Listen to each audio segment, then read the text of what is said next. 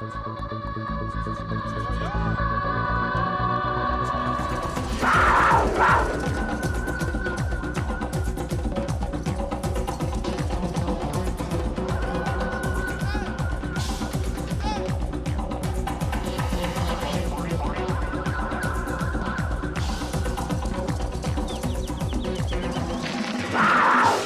she's No, not. you Did did the the pledge last month.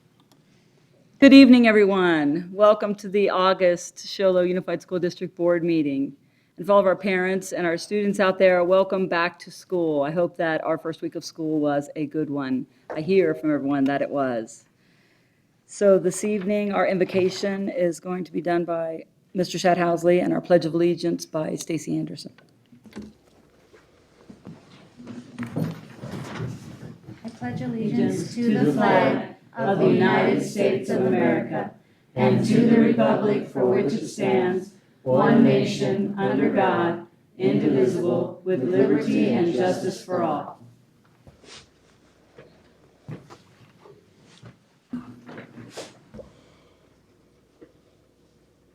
Our Father in heaven, we are grateful this evening to be able to have this board meeting to discuss the important issues surrounding the children of Sholo in our school district. We pray that Thou would bless our community, bless our children, and the staff that work with them. Help us this evening to have clear minds to think through the processes that will make our district strong and sustained throughout the years. We give thanks in the name of Jesus Christ. Amen. Amen. Okay, so can we have a motion for approval of the agenda? I'll make a motion for the approval of agenda. Second. I have a motion and a second for approval. Any further discussion? All in favor? Aye. Any opposed? Motion carries. Well, item 1.2, call to the audience. Do we have any call to the audience? No. Fantastic. Item 1.3, approval to change the September regular board meeting to September the 15th. Even though we thought ahead and scheduled it in the third week, evidently the law conference is one more day longer than we had thought, or we made it the 14th instead of the 15th. So we need a recommendation to approve the change to Thursday, the 15th, as opposed to the schedule said September the 14th. I'll make a motion to change the next board meeting to September 15th. But I second it. All right, so I have a motion Promise. and a second. Making any? It must be 16th. Okay. Well, Is the 15th or 16th that's going to be changed? Much further than this is 15th, though. we had already made it The 15th. the week after, but evidently we made it the wrong day. So it will be September the 15th. That's parent-teacher conference. You can't, Well, I can go in the afternoon. As long as it's all right with the board, the members of the board, then we can continue that evening. we can continue, okay? So I have a motion and a second. All in favor? Aye. Any opposed? Nay. Motion carries. Item 1.4, Superintendent Report. Mr. Shadhousley. Thank you. Apparently I was a little camera shy last time, so I'll try to get my voice up a little bit higher. Just wanted to report on just a few things, just a reminder to the board, these aren't discussion items, they're just things I want to share with you. So we had a good first week of school. It's been 1 week since we jumped on board here, and things are going really well. We've had an increase in student count, which is really nice. I believe just one sample at the high school, the first day we had 811 students in the seats, which is significantly higher than the year before. So that's a positive thing. We've had increases in our junior and senior classes, which is almost unheard of when you think about the processes. We've got more juniors and more seniors. We also have more students in the junior high and all throughout our district. So that's a real positive thing. We do have some outstanding issues that we've been working with, and I just wanted to bring everyone up to speed on those. As always, Whipple Ranch has been kind of a difficult thing with traffic, but today I'm pleased to report that the students that were being picked up by their parents, they were all picked up in 12 minutes, and the buses were all gone in 15 minutes. So I think we're making headway and going in the right direction, much better than the other days. And it's always better when there's not a big thunderstorm at 3:15. So that was good. We're going to continue to monitor that situation and see how that goes. We also are monitoring the traffic congestion with the high school and the junior high coming in and leaving in the afternoon. And so we're going to meet with some city officials and others to explore kind of some options that we came up with in some of our subcommittees. So that would be really good. With an increase in student enrollment, we have some areas that we really have to pay attention to, and we'll take the first 10 days of school and really evaluate how things are going. And our student numbers in Linden's first grade are pretty high. We've got to continue to really watch that and see how that falls out. We have high numbers at Whipple Ranch in kindergarten. We're going to watch that. Other numbers that are higher, special ed population at the junior high is significantly higher than it has been. And we need to pay attention to that, make sure we can service those kids in the right way.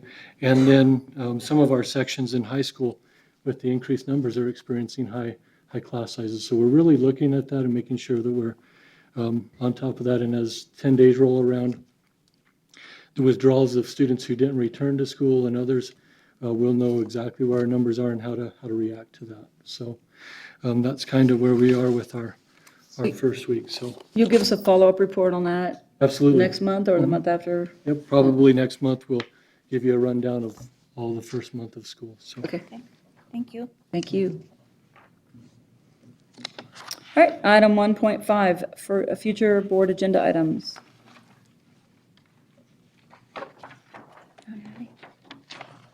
We had talked about having a retreat. Is that coming in the mail, a retreat? Is there any date yet set for that? there isn't a date. You can direct me to set that date. I want to set that date, and I'd like to do it before the end of August if that pleases the board. So whenever. I think that it's been a difficult time scheduling it because of the Everybody busyness gone. of everybody's schedule, yeah. And I too am going to be, my Finnish daughter, my foreign exchange daughter is going to be flying in and before the end of August, so I don't even know if I'll be available to do that. But I'm more open in September. I don't know about the rest of the board, but I'm sure that we can get that scheduled. I'm sure that we can. If we can get it done before the law conference and then finalize details at the law conference when we're together, that would be wonderful. That would be great. But definitely, I think that we should, Kelly and Mr. Housley, if you could get with all of us and try to make that happen, that definitely Yep, should be on the agenda. for sure. Okay, item 2.1, approval of overnight and out-of-state travel. Mr. Shadhousley. There's several things on the agenda from volleyball to football and soccer trips. A lot of overnight travel there as a result of our high school athletics. I recommend that we approve the travel request as stated in the board packet, sorry. I make a motion for approval of overnight and out-of-state travel. Second. I have a motion and a second for overnight and out-of-state travel. Any further discussion?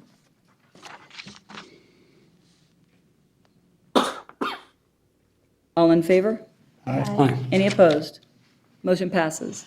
Item 2.2, AZ Merit Student Achievement Report by Mrs. Clark.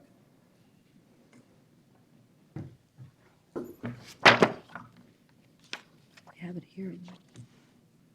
Thank you for having me this evening. I just wanted to go over some information with you from the AZ merit testing that took place in the spring for 3rd through 11th graders in our district in English language arts and math. So we have a PowerPoint that is going to go with that.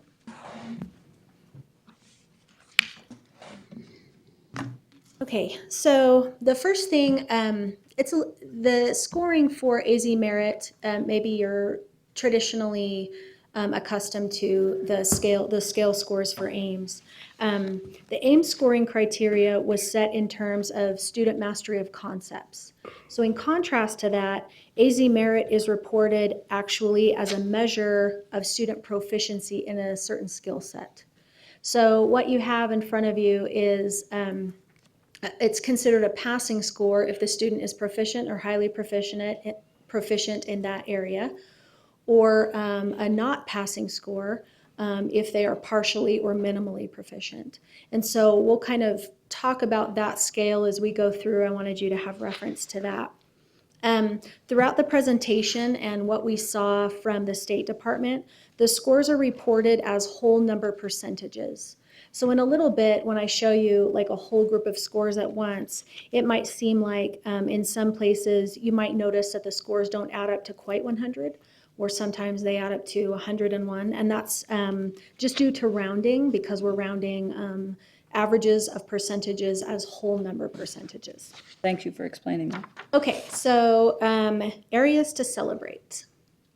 So the school district showed improvement as students were above the state average for passing. So they were proficient or highly proficient as a whole student population district-wide in fourth grade ELA. So that's English Language Arts, which is a combination of reading and writing.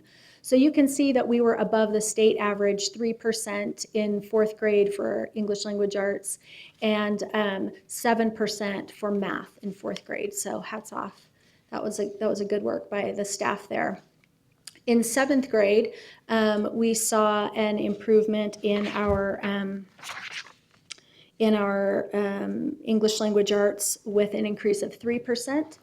And then in 11th grade English Language Arts, an increase of 9% over the state average. So we're very proud of our staff there. Another area to celebrate. So as was mentioned, for fourth grade, we have a significant increase from scores in 2015 to 2016, with the number of students passing the fourth grade exam, and also the number of students that moved out of the minimally and partially proficient category. Okay, so we can have that next slide. So there you have that in front of you, just for reference. We're happy to celebrate that data. If you have questions about it, you can jump in. Another area we want to celebrate is with our seventh grade. Seventh grade English Language Arts showed a marked increase from 2015 to 2016 with the number of students passing and the number of students that moved out of minimally proficient and partially proficient. So if you can imagine, a partially proficient student moved across that line into the passing category, and the minimally proficient students moved up.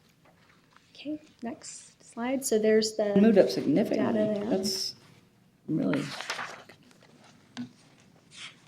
So, and then also we want to celebrate 11th grade ELA, which again is going to show an increase from 15 to 16 in the number of students passing and the number of students moving out of those lower two categories. And the data on that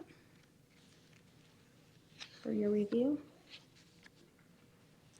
So all of the AZ Merit scores were pulled from the website, compiled into grids as you see in your presentation.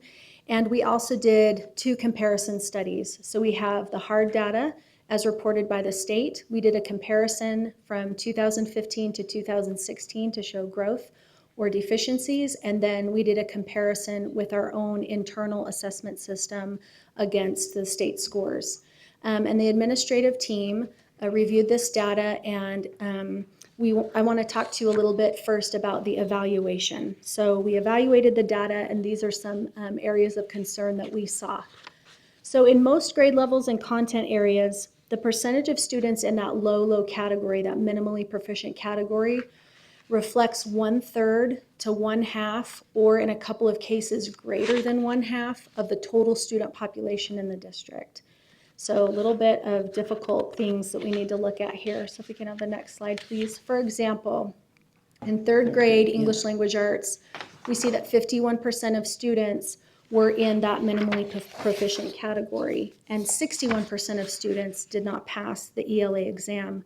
One thing I wanted to mention about third grade, however, to celebrate in that area is that under state law, if a student does not meet a certain marker, then the student is to be retained in third grade for reading. That's called Move On When Reading. Statewide, students that scored in the lowest 12% statewide were retained, and we did not have any students in our district that were retained, as has been reported previously. So we're glad for that. But again, this is an area for concern. We also want to look at fifth grade math. You can see a third of the students almost in that minimally proficient category, and 63% of students did not pass the exam. Next, please. In sixth grade, English Language Arts, again, that high number in that low category. And again, please. And then in seventh grade math. So I just picked a few examples to share with you. And next, please. Then we have 2 high school examples. 10th grade ELA had almost half the students in that minimally proficient category.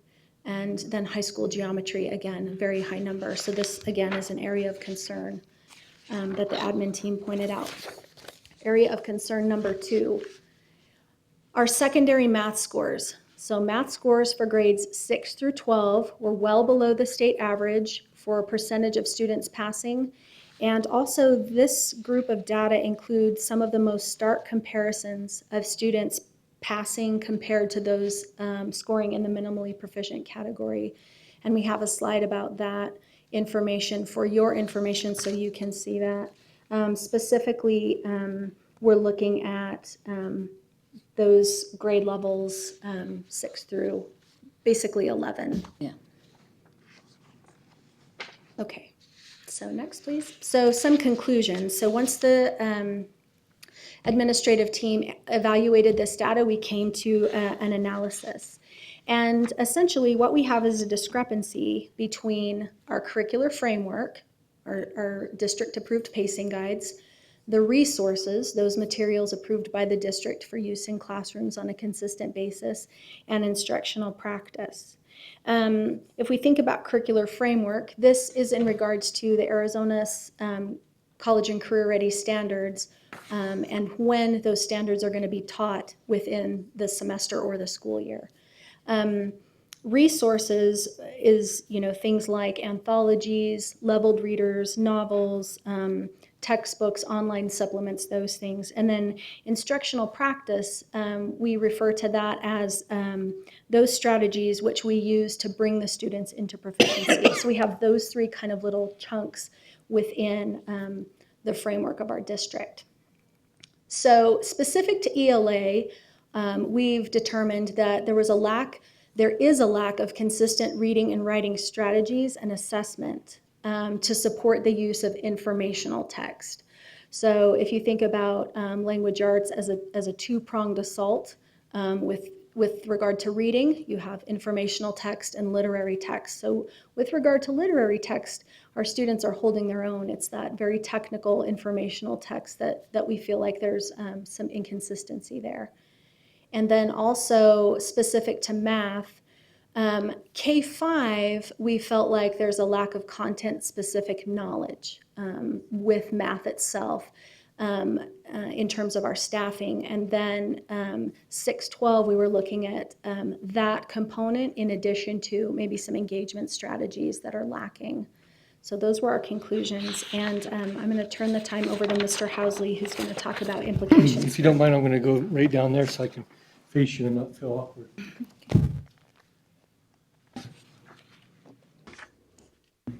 So when we talk about student achievement, and hopefully we can hear here, when we talk about student achievement, it's important to understand when we look at this data, it would be easy, real easy to jump to conclusion, well, it's got to be the teachers, but it's not. Let's keep that in our mind. Notice in the framework that was presented, we talked about instructional practices, we talked about our curriculum guides and the things that guide us through the instruction. There's no doubt in my mind that we're working really, really hard. We need to be able to bring ourselves into some alignment. So we've done that a little bit, and we've created some goals. We're going to bring those to you in their entirety in the next board meeting, but I want to hit some highlights here, and that's the last 3 slides on that. Could you pull that back up, please? It's on them to pull it up. I've got it on my screen. All right, you got it on your screen. Well, I hope it was on my screen because I can't. All right. There. Don't need to pull it back up. All right, thank you. So I want to kind of talk about what those goals are in response to the data, because we now need to respond to it, right? What are we going to do to improve?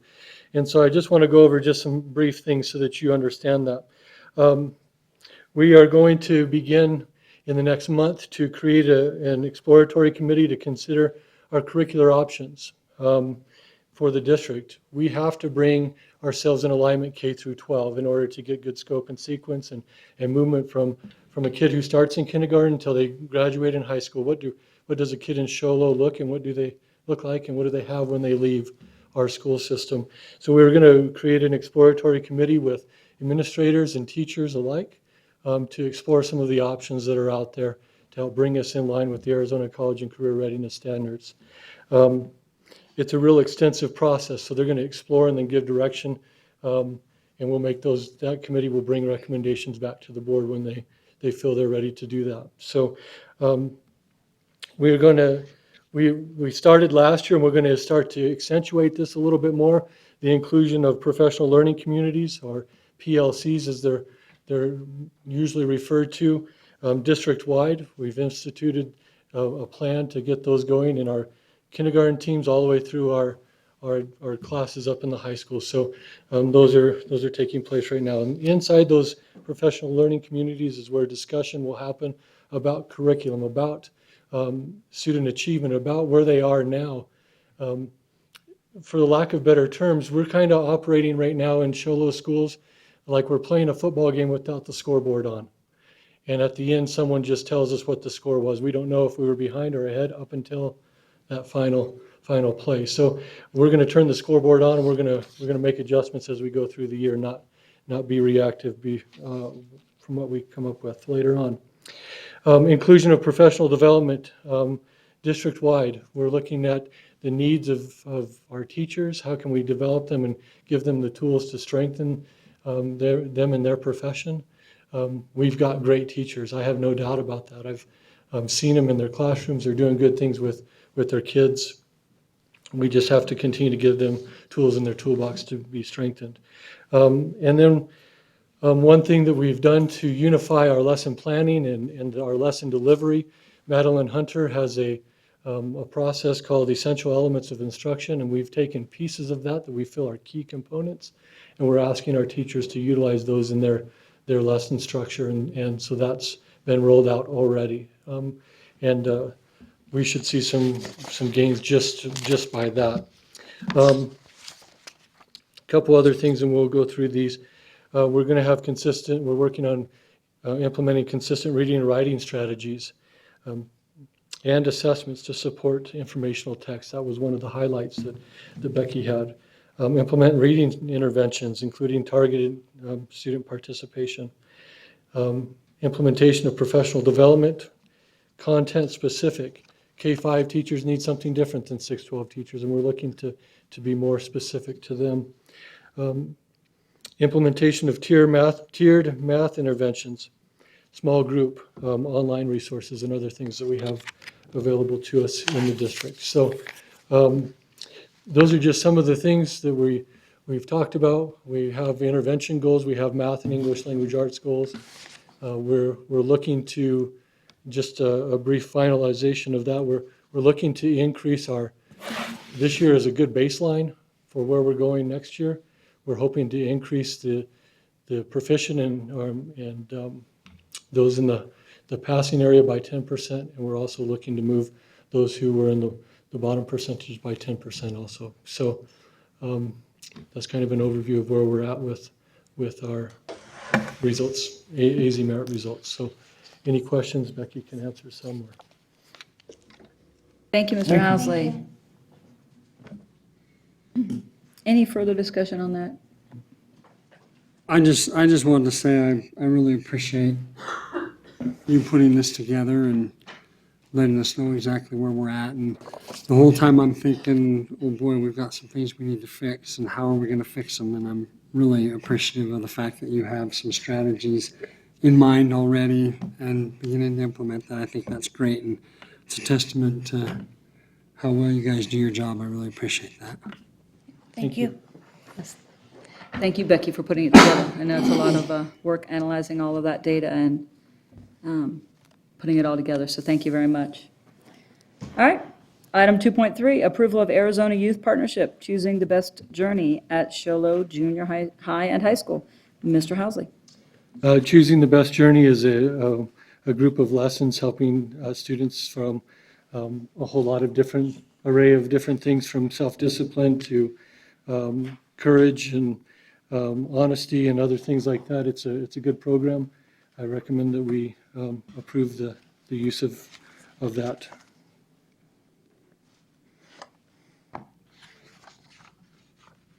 I'll make a motion for the approval of choosing the best journey at Sholo Junior High. I'll second that. I have a motion and a second. Any further discussion? All in favor? Aye. Any opposed? Motion passes. Item 2.4, approval to offer a cross-country program at the junior high. Mr. Housley. In the letter from Dr. Dorsett, you'll see that they've done some arranging of different things to allow us to grow some programs and then also to add a cross-country program, which is good. And we're hoping for high participation numbers. It gives the students who may not be involved in a different area to get involved with cross-country. So I would recommend that we approve the addition of cross-country to our junior high. That'll start this year, Yes, that's currently started. almost immediately. I'll make a motion for the approval of the cross-country program at the junior high. Second. We have a motion and a second. Any further discussion? I'd just like to say that any addition of, that gives options to students for athletic events is high on my agenda. So glad we have a motion and a second. Any further discussion? All in favor? Aye. Any opposed? Item passes. Item 2.5, approval to transfer junior high FBLA stipend to an additional music stipend. So last year, they had some partial stipends there with FBLA and others, and the participation numbers for FBLA were low. They did have some students involved, but it was around 5. But the band and orchestra numbers are skyrocketing. So Dr. Dorsett is recommending that we move that stipend into that area to help support that growth. And she's working with the FBLA to continue to offer that program for the few students who want, but in a volunteer role with the advisor. And I recommend that we approve that. I so move. I second the motion. So I have a motion and a second to approve the moving of the junior high FBLA stipend to an additional music stipend. Any further discussion? I'm curious, what are the chances of having someone who will volunteer in that position? Have you looked at it at all? Sounds like John's offering. No, that was a gross misinterpretation of what I said. It will be now that this is in movement. I will be asking staff if anyone wants to volunteer. I do have sponsors that volunteer for Travel Club and Science Club, Chess Club. So we have volunteers, National Junior Honor Society. We have quite a few sponsors that volunteer and go above and beyond and give their time. So I'll open it up to staff. I know that one of the co-sponsors from last year, who actually is at Whipple, is still possibly interested. So we will pursue continuing FBLA. Thank you. Any further discussion? All in favor? Aye. Any opposed? Motion passes. Item 3.1, approval of resignations. Mr. Housley. We have a few resignations for your approval tonight. Miss Nicole Bateman, Jamie McPherson, and Erica Templeman. And those resignations were effective at the end of July. So move that you recommend, I would recommend approval of those resignations. I so move. I'll second the motion. I have a motion and a second to approve resignations. Any further discussion? All in favor? Aye. Any opposed? Motion passes. Item 3.2, approval of new hires. Mr. Housley, and a whole Yeah, it's been a very busy hiring season, and it's continued even after our last board meeting when we were hoping to get most of them in place. But there are some that we need your approval. There are a couple, as you can note in your agenda, that are retroactive. We needed to start them in the classroom to get our kids going. So Karen Seacrest at Linden as a second grade teacher, Becky Medina as a custodian, Manuel Medina as Nicholas Homestead custodian, Casey Kelly, high school teacher assistant, Joanne Williams, the junior high teacher assistant, Carissa Barbie, that's junior high teacher assistant, Victoria Marsh, Whipple Ranch, Tracy Sexton, Nicholas Homestead, health tech, Andrea Price, and Catherine Hahn. And all those have, to this point, have met with me, and we would recommend that they are approved for hire. I make a motion for approval of new hires as listed. Second? I have a motion and a second to approve new hires as listed. Any further discussion? All in favor? Aye. Aye. Any opposed? Motion passes.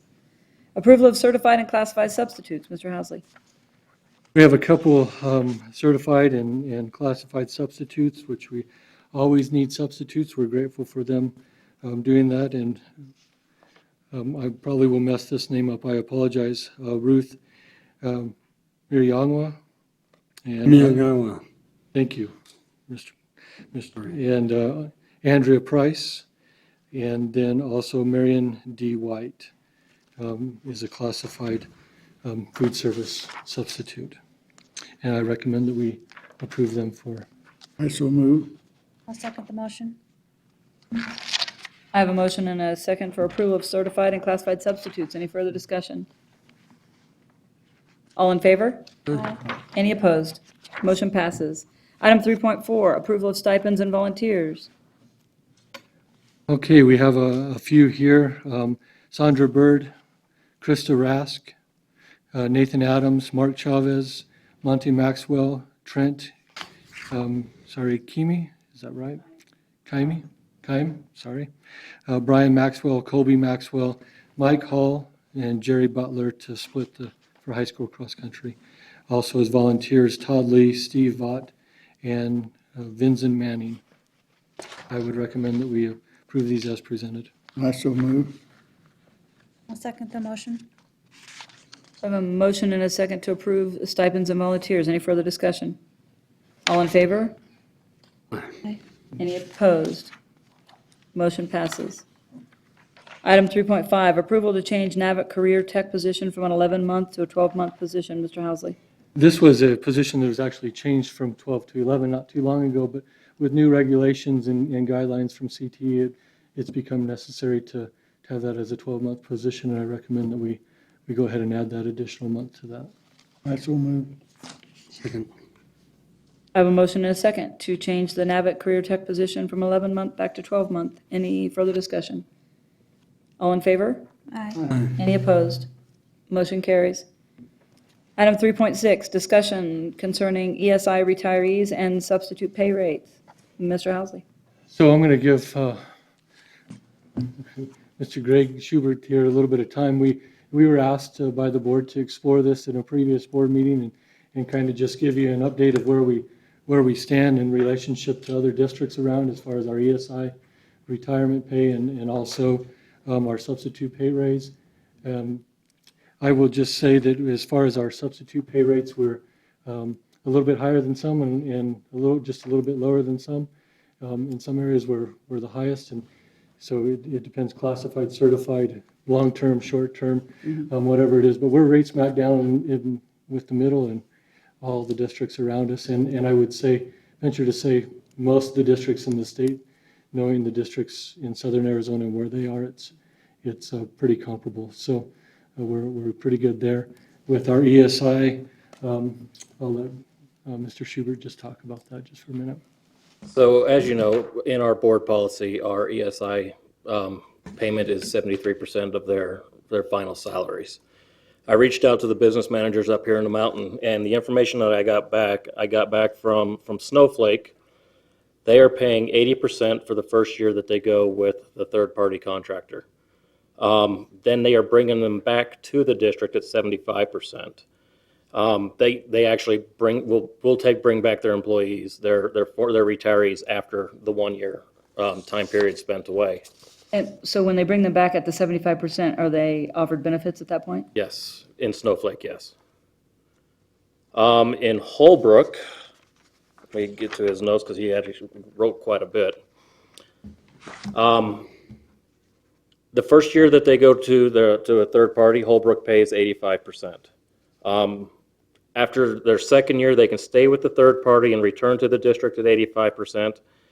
And if they want to take the district's insurance, it drops down to 80%. In order for them to be eligible to return to the district, they must score a 3.3 or higher out of a 4-point evaluation matrix to be eligible to return. Hold on. And as well as included in addition to the reduction in the percentage, when they return back to the district, the employee actually has to pay half of the alternative contribution rate for state retirement. So in the example that they gave from Holbrook is that when they return at 85%, they pay 4.6% or whatever half of the alternate contribution rate is at the time, which that's what it would be with today's numbers. So they actually really pay closer to 80% when they bring their employees back. When I talked with Brenda over at Blue Ridge, and she put in nice big bold letters that their policy states that once they retire, they go to ESI at 80% of their last year's contract. They never get a pay increase, and they never return to the district. They are also responsible for their own health insurance, and like us, they do not qualify for any performance pay or 301 funds. So that is the information that I was able to receive from the business managers as far as what they are doing with ESI and their return to work employees. So of the 3 districts that responded. Those are the 3 districts that I got a response from, yes. And we are at, what did you say, 73%. 73%. So of all of those districts, we're lower than all of them, Yes, except even Snowflake, which is at 75%. which is at 80 to start with, and then 75 when they return with If they benefits. return back to the district. And that is so that they can recoup the cost of any benefits. Right. I seriously think, Board, that that's something we need to look at to increase, to at least match these other districts, because retired teachers is, I mean, as we know that all the way up until the day before school started, we needed teachers. And I just think that this is something we need to look at to attract and retain. When we're 7% difference from the lowest one on here, I think that's something we need to look at.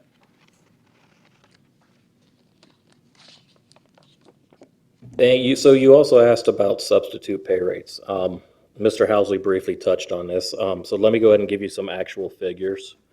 For Show Low School District, we pay an emergency substitute. If somebody has an emergency substitute certificate, $78.40 a day.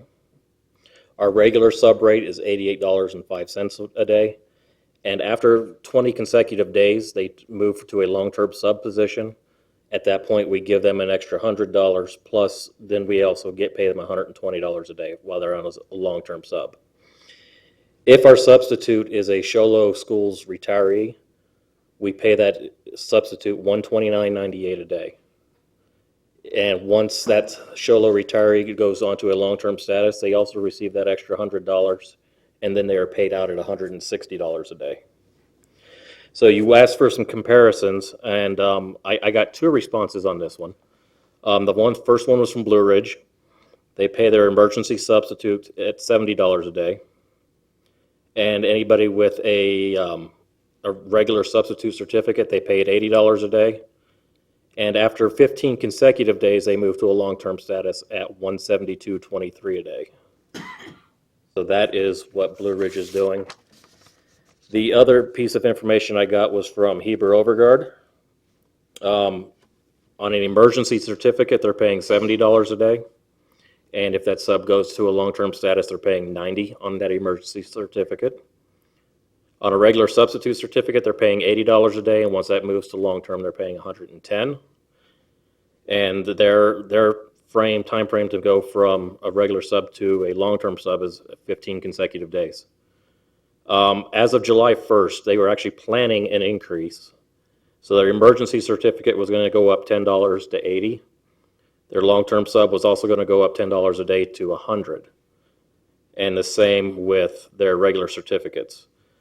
So that's what they are showing in Heber Overgaard. So as Mr. Housley said, you can see that our sub rates are right there with the sample that I was able to get from some of the other districts here on the mountain. So I think it looks like we're right in line on substitute pay, but I'm seriously concerned about the ESI situation. This is a discussion item, so if there's any other feedback you'd like to give or discuss at this time, this would be a great time to do it, and we can certainly look at it in more detail, so.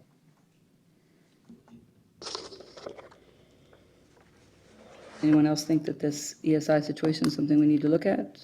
I think it's important also, especially when you looked at all the hires that we've had Yeah. in the last 2 years and all the retired teachers that have come back. That have come back, some of them because we've asked even. Yeah, to come back for another year, and I like to keep looking at it, if we can afford it. I definitely think we need to. Change our policy that if they do choose to come back, at least we could offer benefits or. Well, that's part of our policy is that we don't bring them back. Is once we go to ESI, they right? stay at ESI. So it would have to be something you would have to do a Policy first change. and a second reading on. Okay.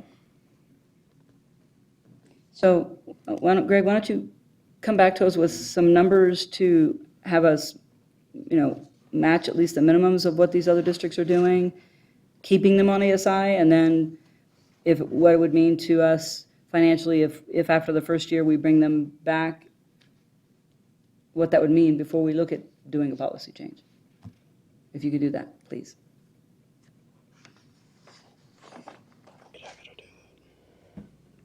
See, he doesn't smile when you ask him. Any further discussion? Okay.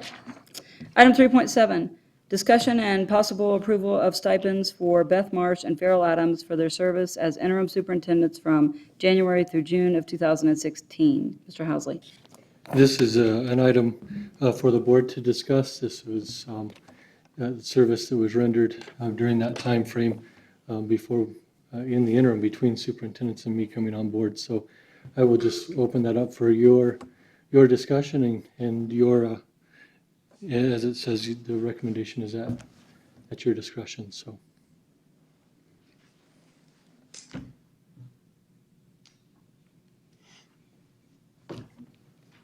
I think it's important that they get paid for the time that they've served. I know that everybody was helping, but, I know they did the bulk of the work, and everyone underneath, all the administrators were helping. I know Mr. Schubert, all your people, you were helping, but I think it's important that they get compensated.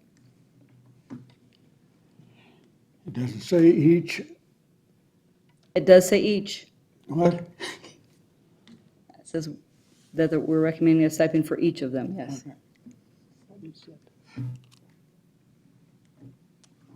I appreciate the work, what they've done. I will go along with whatever the board decides. Well, you're part of that, so you I get to be know. part of the vote. I sit on the fence in a way, we think of John F. Kennedy's, what do I do for my country and so forth. We're getting in the world today where it's, what can the country do for me? So is that concern, and I do really appreciate what you've done. It needed to be done, it had to be done. I have no qualms with that. And so we discussed this at a meeting in Heber. And we've discussed back and forth. Maybe there've been some changes in likes and dislikes, so concerns.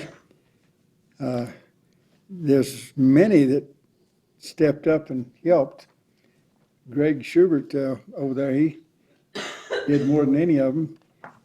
I wouldn't say that. But I've already given him his 2 cents. I wouldn't say that. you know, anyway. John, I how the know, board feels. John, I know that you've asked that this item be brought back to the board agenda, so, Yeah, I've been in favor of this from the very beginning, so I'm glad we have the opportunity to talk about it. And in my opinion, the only negative on this is that we can't or won't be able to do anything for the other members of the committee that the trickle-down effect here. worked so hard. Right. Yeah. But there's no way, in my opinion, to measure what Mr. Adams and Mrs. Marsh went through and the efforts they put in above and beyond their regular job duties, which I think was awesome. I think it shows their heart and the heart of all the people that helped out. The last question is, how are we financially, Greg? If this is something that you approve, I will find it. You find this? I always do. Well, I have to, as board president, echo everything that's been said. I know that we weren't asking you to just answer a phone and take on a couple of responsibilities. It was huge. Beth and Farrell, I can't thank you enough. And it wasn't just for a day, a week, a month. It was for months, long time. And no amount of money that we give you that we can afford can make up for the amount of work that you had to put forth and the time that you had to take away from your family. So I think that this is something that we just need to do. And as Greg just said, find a way to come up with the money. So I need a motion. I'll motion. I'll second the motion. So I have a motion and a second to approve the stipends for Mr. Farrell Adams and Ms. Beth Marsh. All in favor? Aye. Any opposed? Motion passes. Thank you. Item 4.1, approval of first viewing of policy advisories from 552 through 566. Mr. Shadhousley. So for the public, just so that you know, every once a year, at least once a year, sometimes twice, maybe there's occasion when there's more times, we get updates to our policy manual based on state legislation that came out during the legislative session. So we have a list of policies that are up for first reading. The board will take a look at those, and then they'll review them for another month and then approve those for with any changes in our next board meeting. But I want to point out just a couple, because there are a lot, but just a couple for your understanding. Policy IHAMC, it was policy advisory number 553. It's a new policy to the board manual, and that's a requirement for instruction and training in CPR for high school students. That's going to be a requirement that Mr. Adams is looking at right now and how we're going to actually make that work. It's one of those, Mr. Schubert and I were talking about today, one of those unfunded mandates. Funded mandates, yeah. Here's what we ask you to do, now find a way to do it type of thing. So I think it's a good thing finding a way to do it. We're going to have to be creative in how we do that. I have a question. Does that policy, I don't remember reading that portion. Did it say that had to be certified training or just training? Okay, good. Thank you. I seem to remember when I was in high school, we did it in PE. Yeah, we've got some options. We have a freshman, kind of a freshman orientation class that all freshmen take, and that'll help us as we move on. But we have some, always when you implement something, it's heavier on the front end, and it's easier to manage as you go. So we just got to get rid of the bulk up front, and then. Possibly, maybe we could get the fire department or someone, the police departments to come help. And we may be able to do that internally also with our health techs and things like that are trained in doing that. Also, policy number 558, which is policy JFB on open enrollment. We just have to, that's on page 22, I believe, in yours when you look at it, but there are some dates that we need to add in there. And the first date, we're going to recommend April 15th as far as in open enrollment applications, initial applications are due. The end of March, when we review and find out what our excess capacity is, how many kids can we actually take in. And then June 1st by the date that we'll notify our open enrollment kids that we are actually going to bring them on board, and that we had room for them. So those are 3 dates considered in that. And that's basically the only changes. We just have to continue to update that. Policy Advisory 563 is also another new policy, and it just outlines for us, there's concern around the nation about safety of student information and what can be collected and kept for a long time as far as schools and other agencies are concerned. So this addresses what can be collected on a student survey and how long we can keep that stuff around. So that's addressed in that new policy. And then policy 565, which is policy KFAA, it talks about smoking on school premise and at public functions. I know there were some concerns about why is this being omitted, because it's an omitted policy. And the reason for that is because it's dealt with in state statute and in other laws. So they felt like that was sufficient. We didn't need to duplicate the effort. So those are some comments on those policies. I recommend that we approve the first reading. I'll motion we approve first reading. Second the motion. I have a motion and a second for approval of first reading of several policies. Any further discussion? I did have one question for Mr. Housley, and you may already have this. There was a change to the graduation requirement. Was that a major change to the graduation requirement? Not that we noticed, but we'll continue to look at the policy. We just began our review process, so we'll really dive in there. And I believe there will be, as we look at it, Mr. Adams will be giving some recommendations on that. So I have a motion and a second to approve the first reading. Any further discussion? All in favor? Any opposed? Motion passes. Item 5.1. Approval of Shad Housley, Greg Schubert, and Kelly Boyer as agents to accept notice of claims on benefits of school district. Before I pass this one over to Mr. Schubert, I just want to publicly, since it's our first meeting publicly have Kelly back, that I want to welcome Kelly back to as our secretary, and so grateful that you're returning as our secretary. So thank you and welcome back, Mr. Schubert. Yes, in the past, we have had the superintendent, the business manager, and the superintendent secretary as the only ones that can receive a notice of a claim from any attorneys. And now with the addition of Mr. Housley and Ms. Boyer coming back, which makes me very happy, we need to go ahead and approve that those folks also get put on that list as their approved receivers of notice. Not so move. Second. I have a motion and a second to approve 3 individuals to accept notice of claim on behalf of the school district. Any further discussion? All in favor? Aye. Any opposed? Motion passes. Item 5.2, approval of Shad Housley to possess a district credit card. Mr. Schubert. Currently, we have one district credit card that has just myself as a user. We need to have Mr. Housley as well. That way, there are 2 of us on this account, so if one of us is not here, the other one can approve a purchase on the credit card. I so move. Second. I have a motion and a second to approve Shad Housley to possess a district credit card. Any further discussion? All in favor? Aye. Aye. Any opposed? Motion passes.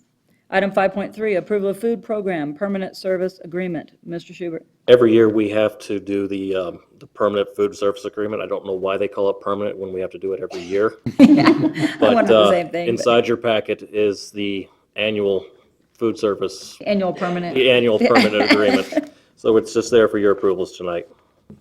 I make a motion for the approval of the food program permanent service agreement. Second. I have a motion and a second to approve the food program permanent service agreement. Any further discussion? All in favor? Aye. Any opposed? Motion passes. Item 5.4, approval of memorandum of understanding between Show Low Unified School District and NACOG Head Start for the period of June 1st, 2016 through May 31st, 2019. Mr. Schubert. Yes, every 3 years, we need to do a new MOU, just to make it easier, between the school district and the Head Start programs. So this is just, it's time to come up, so it's just here for your approval. No changes. No. I'll motion. Second. I have a motion and a second to approve the memorandum of understanding between Sholo and Head Start. Any further discussion? All in favor? Aye. Any opposed? Motion passes. Item 6.0, consent agenda. Mr. Schubert. So tonight on our consent agenda, we're asking your approval of the following items: the ratification of our expense and payroll vouchers, ratification of the junior high and high school activity revenues and expenditures, approval of the governing board minutes for the regular meeting on July 14th and the special meeting on July 28th.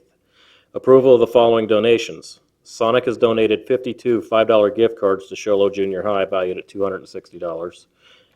Ace Hardware donated paint, paint brushes, clocks, trim, and spray paint to Sholo Junior High valued at $191.85.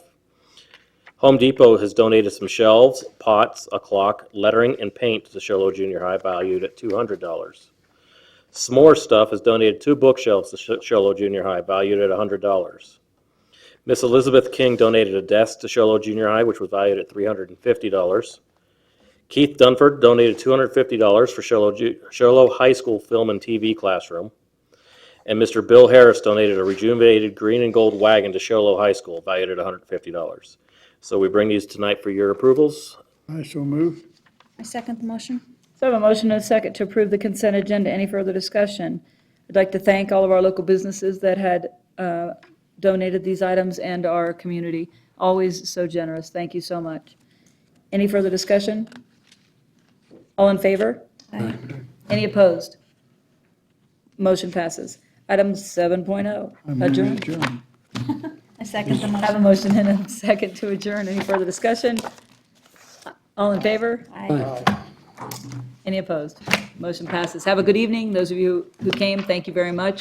Please travel home safely. Have a good evening.